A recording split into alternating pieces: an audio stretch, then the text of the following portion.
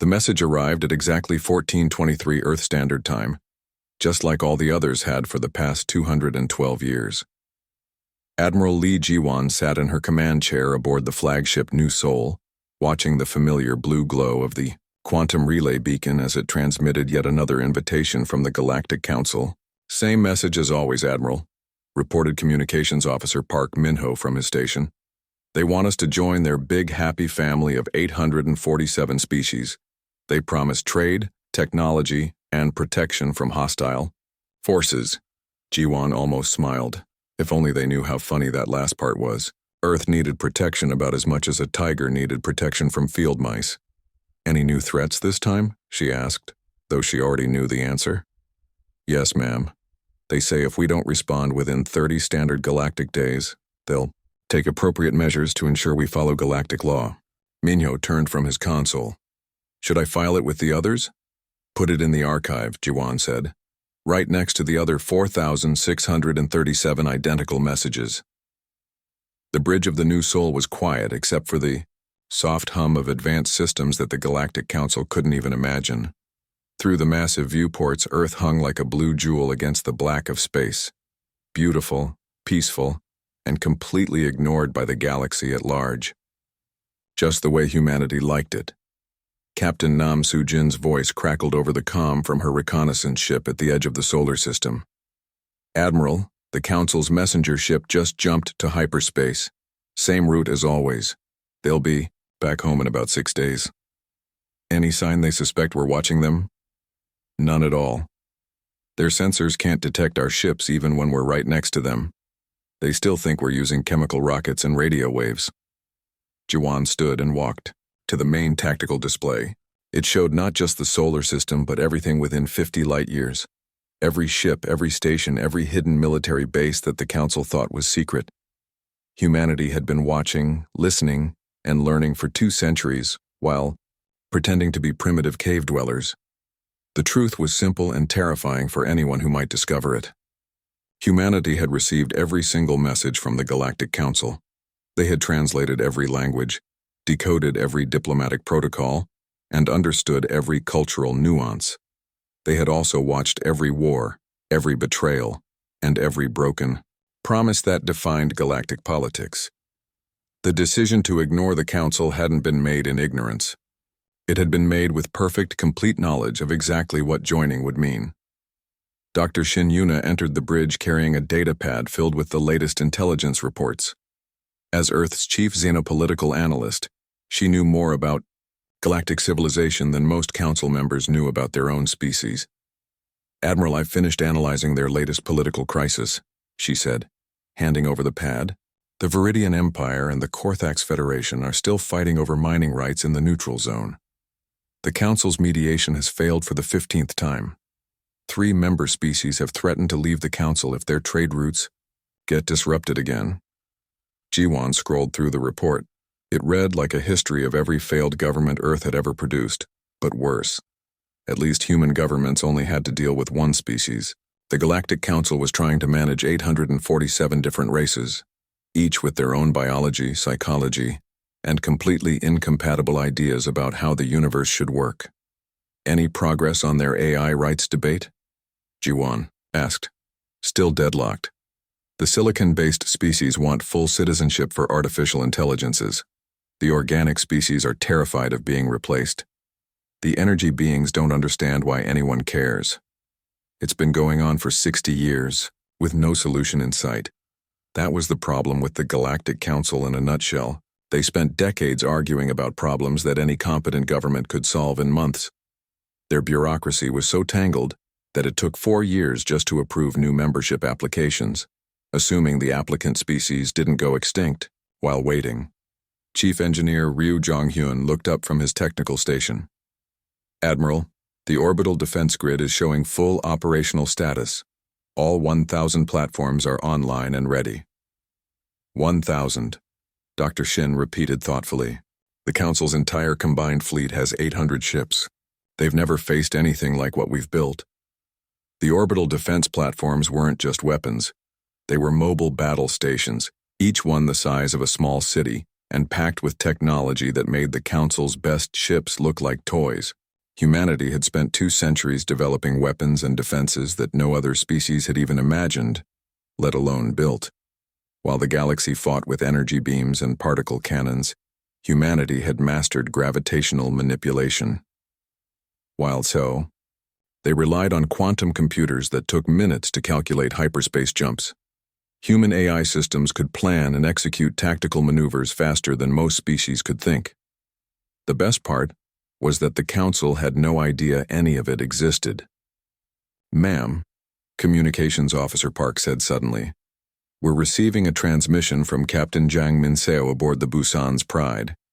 She says the Council's deep space monitoring station near Proxima Centauri just detected what they think is a solar flare from our sun."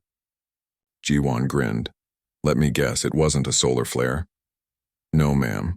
It was Captain Osulgi testing the new gravitic drive on the Soul's shadow. The energy signature probably looked like natural stellar activity to their primitive sensors.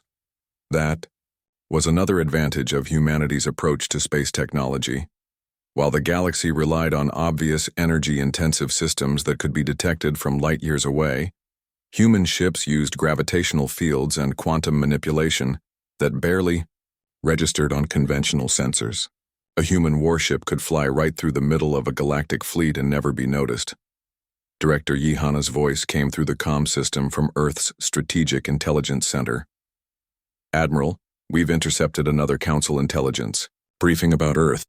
They still estimate our population at 2 billion and our technology level at early fusion age." 2 billion? Dr. Shin laughed. "We've had 12 billion people for 50 years. How are they so bad at this?" "They're not bad," Jiwon explained. "They're just using the same assumptions that work for every other species they've encountered. They expect us to follow their pattern of development, discover fire, invent the wheel, split the atom, build fusion reactors, develop hyperspace travel, then immediately start broadcasting our existence to the galaxy and begging to join their club. Instead, we discovered fusion, built better fusion, invented artificial gravity, cracked the gravitational force, and decided the galaxy was too stupid to trust with our lunch money," Chief Engineer Ryu added. Lieutenant Commander Ko Taejin entered the bridge with the latest reports from Earth's hidden shipyards in the outer solar system. As head of the Special Projects Division, he oversaw the construction of humanity's most advanced warships in facilities that the Council's surveys had never detected. "Admiral, the final batch of Defender-class ships will be ready next month. That brings our total fleet strength to 1,050 vessels, not counting the orbital platforms. Crew status? All ships fully staffed with volunteers. We've got waiting lists of people who want to serve. Turns out most humans would rather protect Earth than join some galactic committee where our vote gets drowned out by 800 other species arguing about things that don't matter." That was perhaps the most important discovery humanity had made about galactic civilization. Despite all their talk about unity and cooperation, the Council was really just a way for powerful species to control weaker ones. New members got a voice, but established powers made sure that voice never said anything important. Dr. Shin pulled up a holographic display showing the Council's current political structure. "Look at this voting pattern from last year. The hegemony species control 40% of the votes through their client states. The Trade Federation controls another 30%. That leaves the remaining 500 species fighting over 30% of the voting power. Any species that joins gets to choose which master they want to serve." "And if they refuse to choose sides?" Jiwon asked, though she already knew the answer. "They get isolated, sanctioned, or accidentally have their trade routes disrupted by pirates that the Council is too busy to deal with." Captain Nam Soo-jin's ship, the reconnaissance vessel Incheon, had documented dozens of examples over the years. Species that tried to maintain independence found themselves facing mysterious supply shortages, terrorist attacks, or border disputes that the Council's peacekeepers couldn't quite manage to resolve. The galaxy's protection racket made old Earth organized crime look like a charity organization. "Admiral," Park called out, "we're receiving a priority message from General Hong. Geminat Strategic Command." The main screen flickered to life, showing the weathered face of Earth's top military commander. Behind him, The walls of the Strategic Command Center displayed real-time information from across the galaxy. Troop movements, fleet positions, political, developments, and economic data flowed constantly across dozens of screens. Ji-won, we've got confirmation that the Council is planning something more aggressive than usual. Our agents in the TR, High Counselor Thren Valdek, stood before the assembled representatives of 847 species, his crystalline form catching the light from the chamber's artificial stars. The great assembly hall of the Galactic Council stretched for kilometers in every direction, its curved walls designed to accommodate beings as small as the insect-like Chiri and as massive as the gas giant dwelling Leviathans.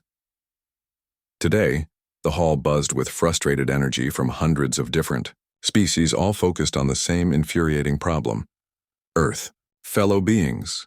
Thren's voice resonated through the translation matrices that converted his crystalline harmonics into sounds and concepts that every species could understand. We gather today to address the most significant challenge to Council authority in our recorded history. For 212 years, the planet Earth has ignored every diplomatic overture, every trade offer, and every invitation to join galactic civilization. A ripple of agreement passed through the assembly. The hegemony delegation, a group of tall, pale humanoids with too many joints, nodded their elongated heads in unison. The Trade Federation representatives, a mixture of species united only by their love of profit, chittered and hummed their approval. Even the usually silent Energy Collective flickered their agreement in patterns of light that danced through the chamber's atmosphere. "This defiance cannot continue," declared Ambassador Zeth Morvac of the United Species Navy, his blue-scaled form rising from the military section. "Earth's refusal to acknowledge Council authority sets a dangerous precedent. If one species can simply ignore galactic law, others will follow.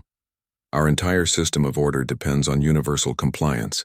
Counselor Yex Thornburg of the Viridian Empire adjusted her metallic exoskeleton and activated her translation matrix.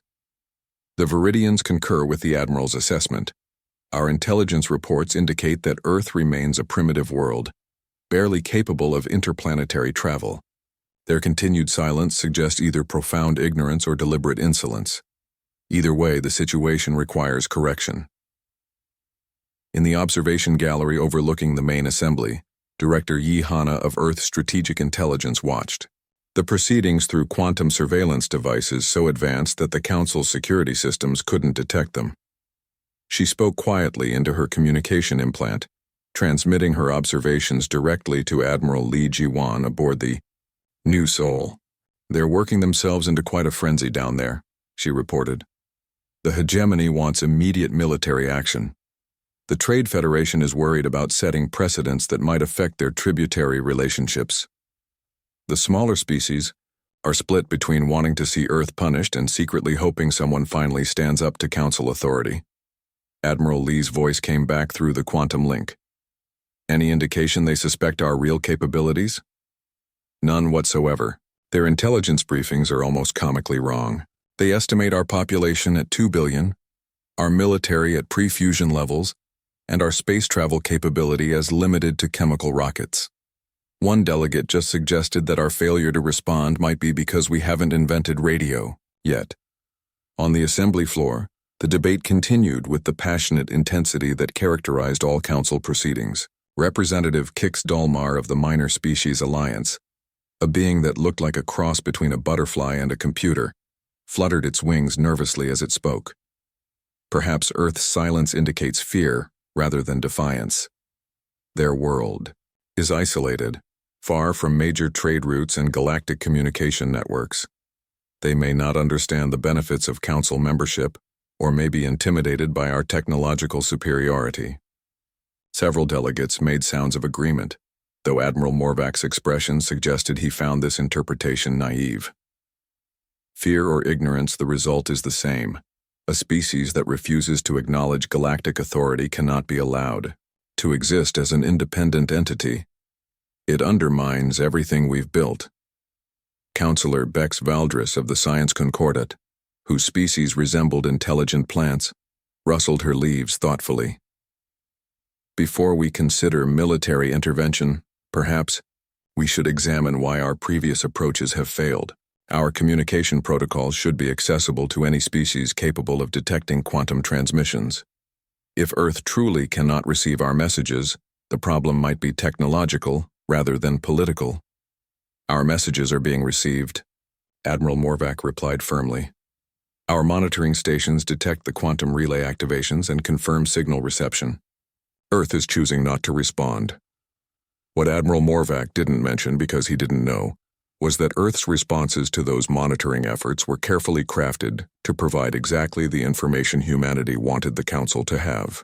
Every quantum pulse, every sensor reading, every piece of intelligence that made its way back to Council space had been subtly manipulated by technology so advanced that it might as well have been magic. Dr. Park Min-ho, observing from his position aboard the research vessel Gwangju, monitored the Council's intelligence networks in real time. Their security systems, considered state-of-the-art by galactic standards, were like paper walls to human quantum infiltration technology. Admiral, he reported to Li Jiwan, they're accessing their Earth files now. According to their records, we have no orbital infrastructure, no energy weapons, and no faster-than-light capability. They think our most advanced spacecraft are fusion-powered exploration vessels, limited to our own solar system. The irony was almost painful. At that very moment, Captain Nam Soo-jin's reconnaissance ship Incheon was maintaining position less than 1,000 kilometers from the Council's own monitoring station, completely invisible to their sensors while recording every detail of their operations. Back in the assembly hall, the debate was reaching its inevitable conclusion. High Counselor Threnvaldek raised his crystalline arms for attention, and the chamber gradually fell silent.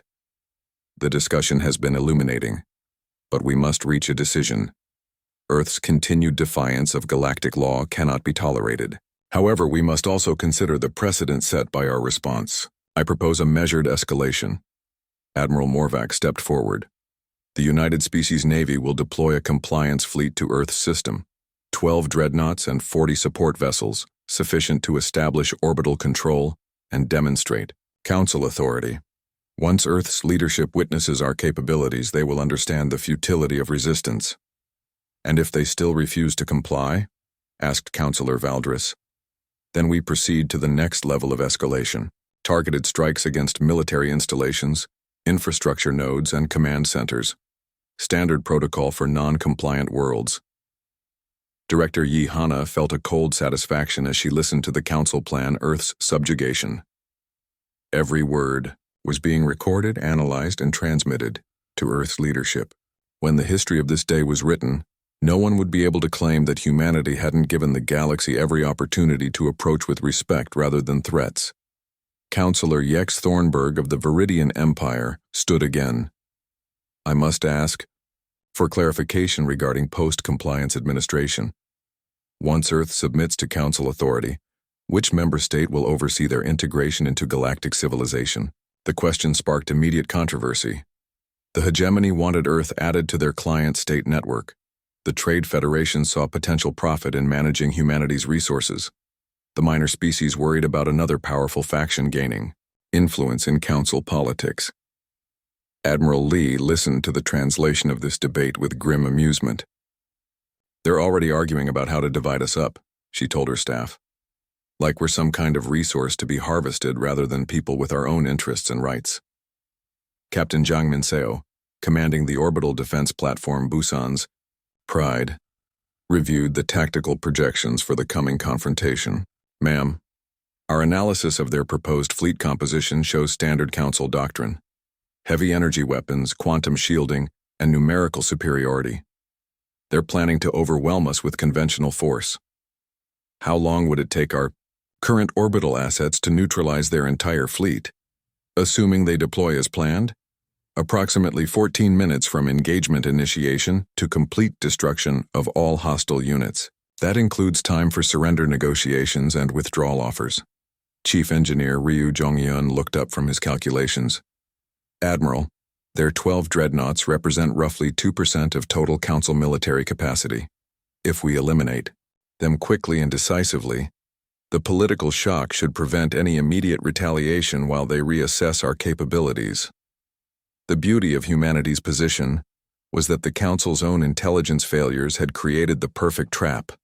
They expected to find a primitive world defended by crude weapons and desperate courage. Instead, they would encounter technology that made their most advanced systems look like stone tools. In the assembly hall, the vote proceeded with typical Council efficiency, which meant it took 6 hours and required 3 recounts before reaching the inevitable conclusion. Admiral Morvac's compliance fleet would deploy to Earth within 1 standard galactic week. High Counselor Thren Valdek made the final announcement. Let the record show that Earth has been given every opportunity to join galactic civilization peacefully. Their continued refusal. Fleet Commander Zeth Morvac stood on the bridge of his flagship, the Council dreadnought Stellar Justice, watching the hyperspace exit coordinates approach on his tactical display. In 12 hours, his compliance fleet would emerge at the edge of the Sol system and begin the simple task of bringing another primitive world into the galactic fold. Final systems check complete, Commander, reported his tactical officer, a thin, green-skinned Alteran whose 4 arms moved constantly across his control interfaces. All vessels report ready status. Weapons charged, shields active, boarding parties prepared. Morvac nodded with satisfaction. 12 dreadnoughts and 40 support vessels represented overwhelming force against any pre-spaceflight civilization. Even if Earth had somehow developed basic fusion weapons, the Council fleet could absorb anything they might deploy while establishing complete orbital control. Communications, prepare the standard compliance message. We'll give them 1 chance to surrender before beginning the demonstration. The communications officer, a crystalline Nexan similar to High Counselor Thren Valdek, chimed softly in acknowledgement. The message was always the same. Surrender immediately, accept Council authority, and no one would be harmed. Resistance would be met with the minimum force necessary to ensure compliance. What Morvac didn't know was that Captain Kim Hyojin was listening to every word from her stealth ship Ulsan, positioned less than 5 kilometers from his flagship. Her gravitic drives and quantum cloaking systems made her vessel completely undetectable to Council sensors, allowing her to monitor their preparations while transmitting real-time intelligence to Admiral Lee Jiwan. Admiral, Captain Kim reported, the Council fleet is maintaining standard approach formation. Their shields are active but weapons are on standby. They're expecting token resistance at most. Admiral Lee sat in the command center of her flagship New Sol, surrounded by tactical displays showing not just the approaching Council fleet, but every human asset in the solar system. 1,000 orbital defense platforms maintained perfect, geometric formation around Earth. 50 patrol vessels held position at strategic points throughout the system. The asteroid belt mining stations had been evacuated and converted to sensor networks that could track a pebble moving through space. Status of the demonstration platforms? She asked. Captain Zhang Minseo responded from her position aboard the massive defense station Busan's Pride. All platforms online and ready, Admiral. Gravitational generators at full power, kinetic accelerators charged, quantum targeting systems locked on every Council vessel. The defense platforms were humanity's masterpiece of military engineering. Each one was the size of a small city, packed with technology that the Council couldn't even theorize, let alone build. While galactic civilization had focused on energy weapons and particle shields, humanity had mastered the fundamental forces of the universe itself. Dr. Park Minho looked up from the sensor displays that showed the Council fleet's approach. Ma'am, their formation suggests they're planning a standard orbital insertion. They'll probably demand surrender, wait a few minutes for our response, then begin destroying what they think are our defensive installations. How long before they realize those installations could vaporize their entire fleet? Based on their sensor technology, they won't detect our true capability until we demonstrate it. Their equipment simply can't read gravitational field generators or quantum manipulation systems. Lieutenant Commander Oselgi coordinated the tactical display from her station aboard the patrol vessel Sol Shadow.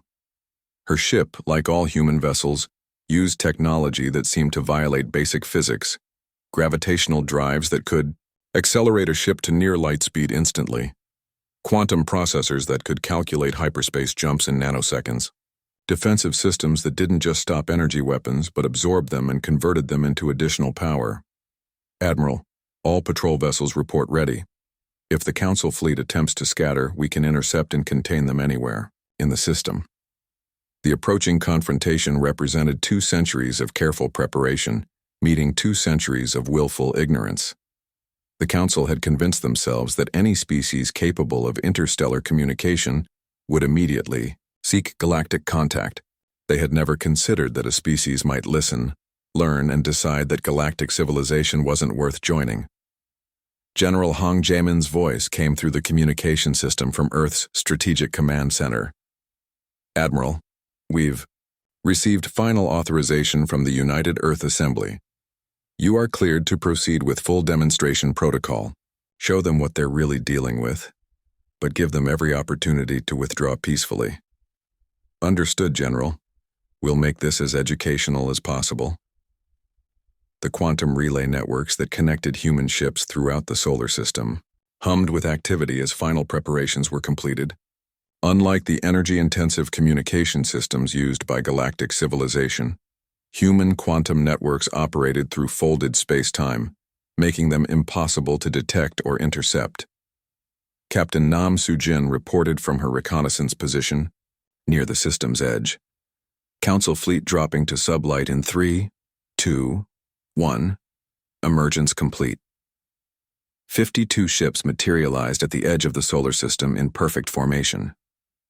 To their sensors, the system appeared exactly as their intelligence reports predicted. A single inhabited planet with no orbital infrastructure, no defensive installations, and no signs of advanced technology. They were wrong about everything. Commander, Morvac activated his ship's communication systems and began broadcasting on all frequencies. This is Fleet Commander Zeth Morvac of the Galactic Council United Species Navy. The planet Earth is hereby notified that your continued refusal to acknowledge Council authority constitutes a violation of galactic law. You have one standard: hour to transmit unconditional surrender and prepare to receive Council representatives. The message reached Earth in seconds, translated instantly by communication systems that made the Council's universal translators look like tin cans connected by string.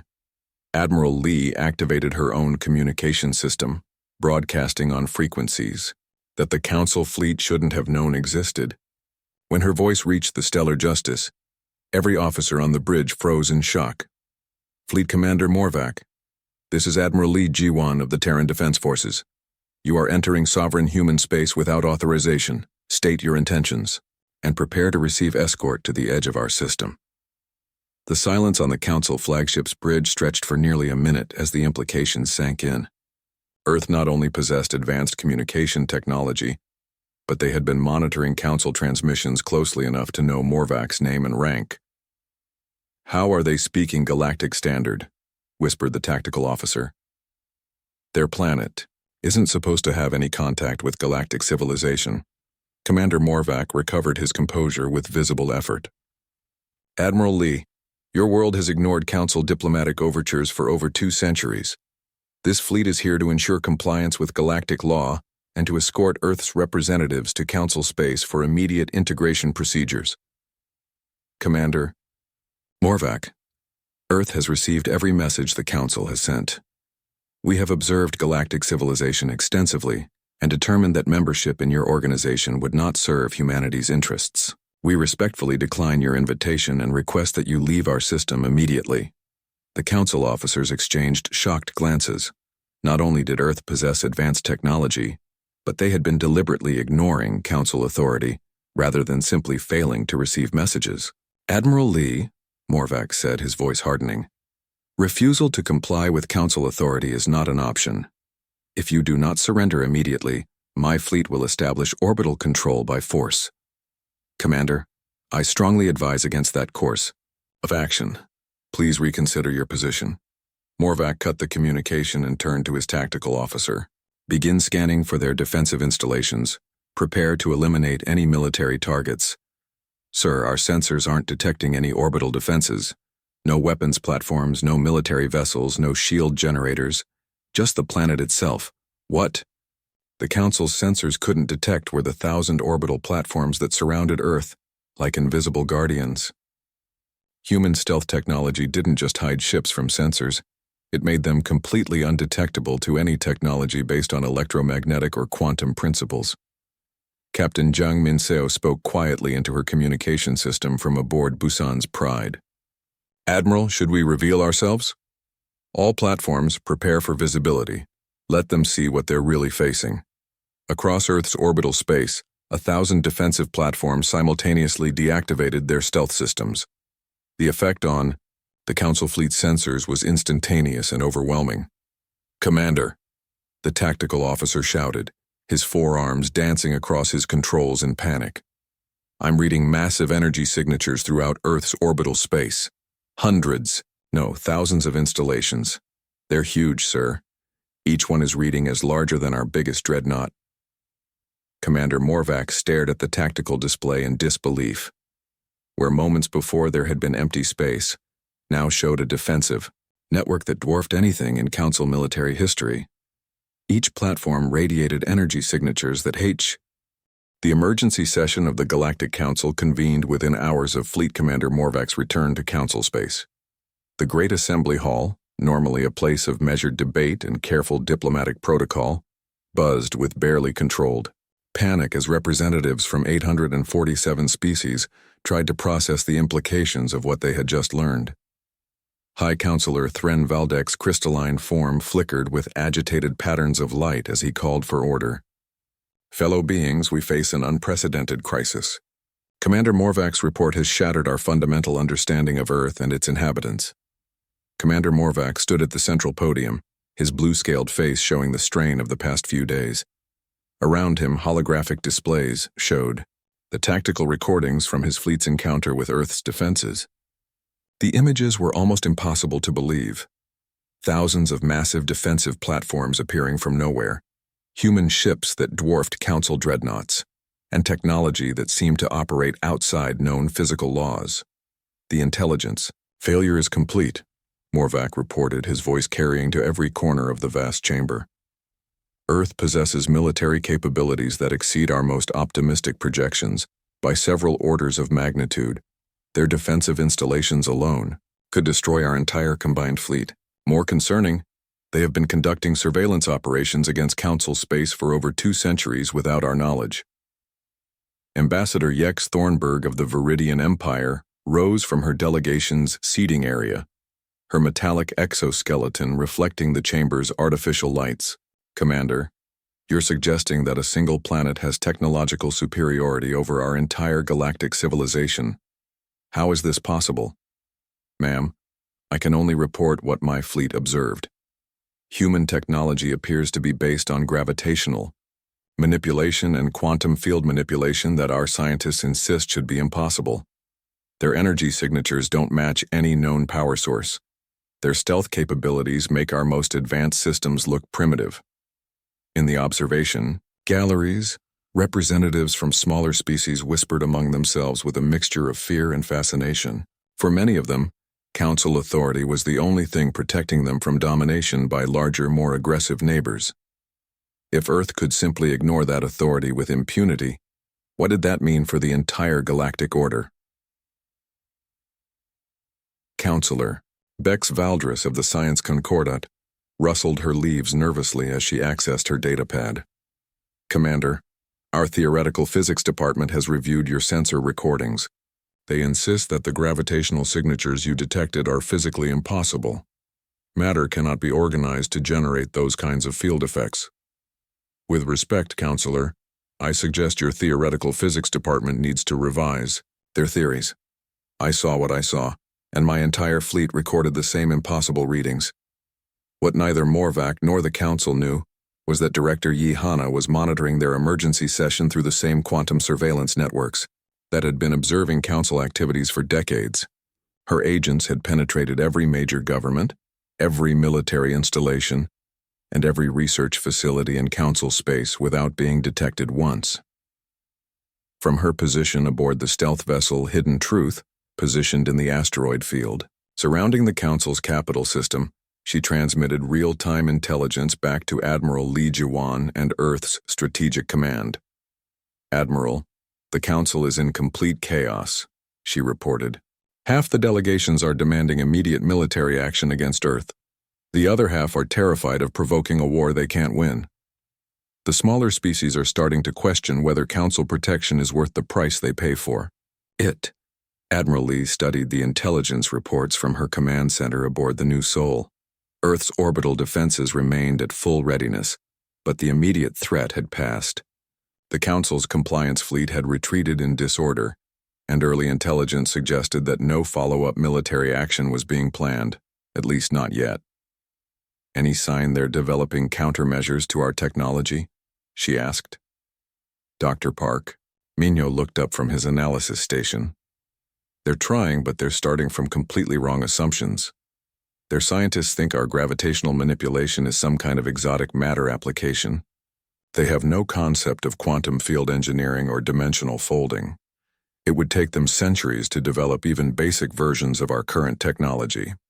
The fundamental problem facing the Council was that human technological development had followed a completely different path from galactic civilization. While other species had focused on harnessing and directing energy, humanity had learned to manipulate the underlying structure of space-time itself. Captain Zhang Minseo reported from her defense platform, Busan's Pride. "Admiral, we're detecting increased Council military communications. Multiple fleets are being recalled from border duties and reassigned to strategic reserves. They're not planning immediate action, but they're preparing for the possibility of a larger conflict. Fleet strength estimates. Current projections suggest they could assemble approximately 800 capital ships within 6 months, if they strip defenses from every member world. That would represent their entire available military force." Chief Engineer Ryu Jonghyun smiled grimly at his technical station. 800 ships using conventional technology against our current defensive network? We could handle that with just the orbital platforms. We wouldn't even need to deploy the fleet." Back in the Council Assembly, the debate raged between those who wanted immediate retaliation and those who advocated a more cautious approach. Admiral Zex Corvain of the Hegemony Fleet stood to address the chamber, his pale, elongated form towering over most other delegates. "Fellow Council members, we cannot allow this challenge to our authority to stand. If Earth can simply ignore galactic law with impunity, every species in Council space will begin questioning our ability to maintain order. We must demonstrate that defiance has consequences, regardless of the cost." His words sparked immediate controversy. The energy-based luminal collective flickered their disagreement in rapid patterns of light, while the insectoid hive speakers chittered their alarm at the prospect of galactic war. Counselor Dex Malachar of the Trade Federation rose to respond. "Admiral Corvain, you're suggesting we risk the destruction of galactic civilization to punish one planet for exercising independence. The economic consequences alone would be catastrophic. Trade routes would be disrupted, member species would demand protection we cannot provide, and our entire system of commerce would collapse. Better a temporary disruption than permanent humiliation," Corvain replied coldly. "If we allow Earth to defy us successfully, how long before other species follow their example?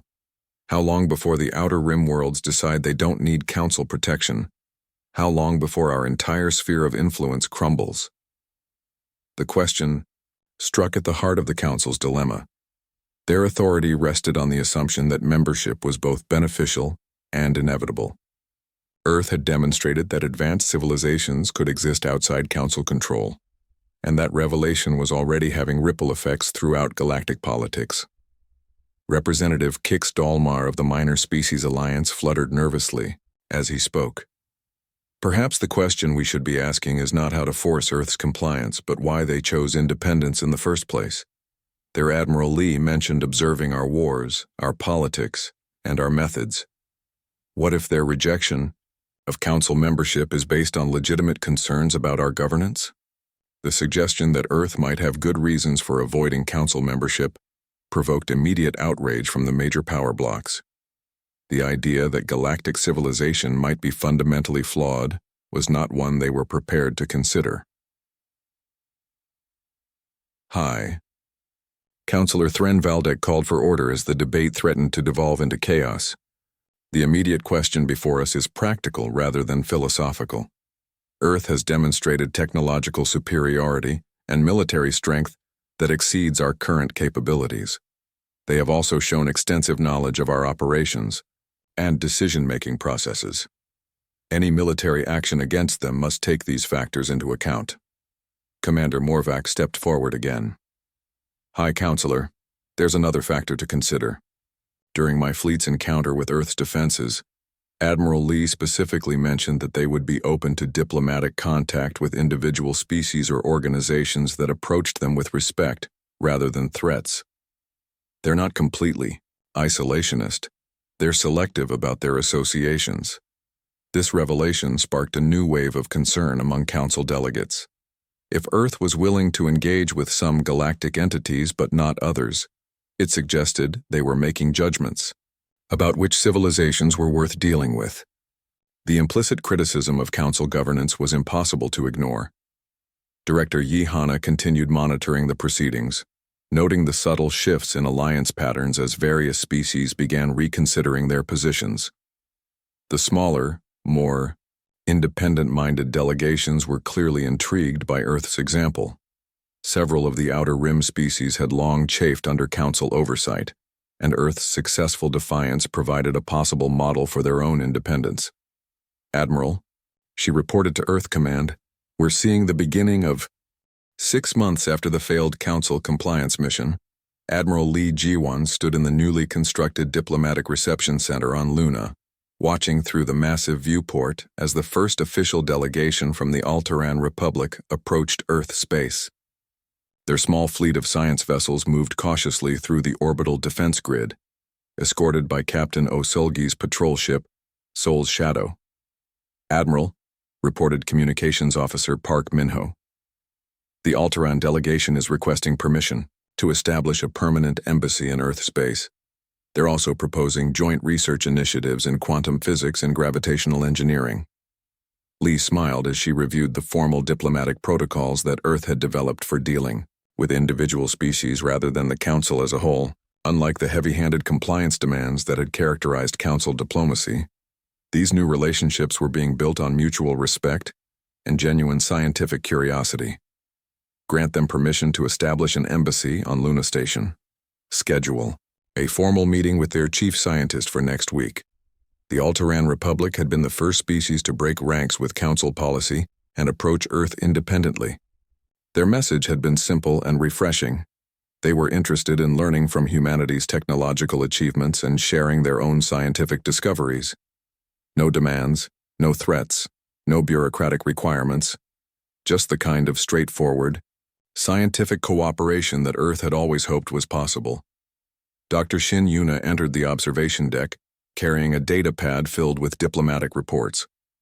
As Earth's new director of selective engagement, she coordinated humanity's growing network of bilateral relationships with species that had chosen to deal with Earth directly, rather than through Council channels. Admiral, we've received formal requests from 17 additional species in the past week. The Peaceful Worlds Coalition wants to establish trade relationships. The Outer Rim Federation is interested in mutual defense agreements. Even some of the hegemony client states are making discreet inquiries about independent diplomatic contact. Any response from the Council? Officially, they're condemning any species that engages with Earth as undermining galactic unity. Unofficially, they're starting to panic. Their sphere of influence is fragmenting faster than they can control. The truth was that Earth's demonstration of successful independence had triggered the exact political revolution that the Council had feared. Species across the galaxy were beginning to question whether mandatory Council membership was really in their best interests, especially when the alternative of selective engagement was proving so successful. Captain Jiang Minseo's voice came through the communication system from her defense platform Busan's Pride. Admiral, we're detecting another Council surveillance mission approaching the outer system. That's the 4th one this month. Same pattern as the others? Yes, ma'am. Long-range sensors only, no attempt to enter our defensive perimeter. They're trying to figure out how our technology works, but their scanning methods are too primitive to get meaningful data. Chief Engineer Ryu Jongyun looked up from his technical station with amusement. Ma'am, Their latest intelligence reports are actually getting less accurate instead of more accurate. They're so convinced that our gravitational manipulation must be based on exotic matter that they're ignoring the quantum signatures that would give them actual clues about our technology. The Council's intelligence failures had become almost comical. The more they observed Earth's defenses, the more confused they became about how human technology actually worked. Their scientists kept trying to fit human achievements into their existing theoretical frameworks, completely missing the fundamental paradigm shifts that made humanity's technology possible. Director Yi Hana transmitted from her intelligence coordination center aboard the stealth vessel Hidden Truth. Admiral, we've intercepted communications from the Council's emergency strategy sessions. They're divided into 3 main factions now. The military faction wants to attempt a massive, coordinated attack using their entire combined fleet. The diplomatic faction wants to try negotiating some kind of face-saving compromise. The pragmatic faction thinks they should just accept the new reality and focus on preventing further defections. Any indication of which faction is winning? The pragmatic faction is gaining support, mainly because the military and diplomatic options both require resources the Council doesn't have. They can't afford to strip defenses from every member world for an attack that might fail catastrophically, and they can't negotiate from a position of strength when everyone knows Earth could destroy their entire civilization. General Hong Jae-min's report came through from Earth Strategic Command. Admiral, I've just finished reviewing our latest diplomatic success metrics. In the past 6 months, we've established formal relationships with 43 species, mutual defense agreements with 12, and scientific exchange programs with 28. More importantly, 15 species have formally withdrawn from mandatory Council oversight and declared independence. The numbers represented a fundamental transformation of galactic politics. For the first time in centuries, species had a viable alternative to Council membership. Earth's example had proven that advanced civilizations could maintain independence while still engaging in beneficial relationships with other species. Any problems with our new partners? Quite the opposite. The species that approach us independently tend to be the most stable and reasonable ones. The aggressive, expansionist species are still loyal to the Council because they benefit from the current power structure. We're essentially filtering for the civilizations that are most compatible with our values. Captain Nam Soo-jin reported from her reconnaissance position near the edge of the system. Admiral, we're receiving a priority transmission from the Viridian Empire. It's unusual. How unusual? It's a personal message from Counselor Yex Thornburg, not an official Empire communication. She's requesting a private meeting to discuss what she calls alternative models of galactic governance. Lee exchanged glances with Dr. Shin. The Viridian Empire was one of the Council's founding members and a major power in galactic politics. If they were considering alternatives to Council membership, it would represent the most significant political shift in galactic history. Schedule a discreet meeting. Use the private diplomatic channels we established for sensitive discussions. The meeting took place 3 days later in a neutral zone between Earth space and Viridian territory. Counselor Yex Thornburg arrived aboard a single diplomatic vessel, accompanied only by her personal staff. Her metallic exoskeleton reflected the starlight as she stood in the conference room aboard Admiral Lee's flagship. Admiral Lee, she said, her voice carrying the weight of centuries of political experience, I come here not as a representative of the Viridian Empire, but as someone who has watched galactic politics for over 400 years. What Earth has accomplished in 6 months represents the most significant positive change I have witnessed in my lifetime. Lee gestured to the comfortable seating areas that had been arranged for the meeting. Counselor, we appreciate your willingness to engage with us directly. What specifically interests the Viridian Empire about our approach? Independence with engagement, Thornburg replied immediately. For too long, galactic politics has been dominated by the assumption that cooperation requires submission to central authority. Earth has demonstrated that species can work together effectively while maintaining their sovereignty and dignity, Dr. Shin leaned forward with interest. Are you suggesting that the Viridian Empire is considering withdrawal from Council membership? I'm suggesting that many of us are questioning whether the current system serves anyone's interests except the bureaucrats who run it. The Council has become more concerned with maintaining its own authority than with actually solving galactic problems. The conversation continued for several hours, covering everything from trade relationships to mutual defense agreements to scientific cooperation. What emerged was a picture of a galaxy ready for fundamental political change, held back only by the lack of viable alternatives to Council membership. "Counselor," Admiral Lee said as the meeting concluded, "Earth would be honored to work with the Viridian Empire on developing new models of galactic cooperation.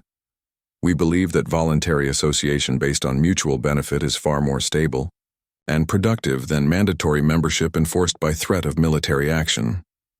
2 weeks later, the Viridian Empire formally announced its withdrawal from Council membership and its intention to pursue independent diplomatic relationships with other galactic species.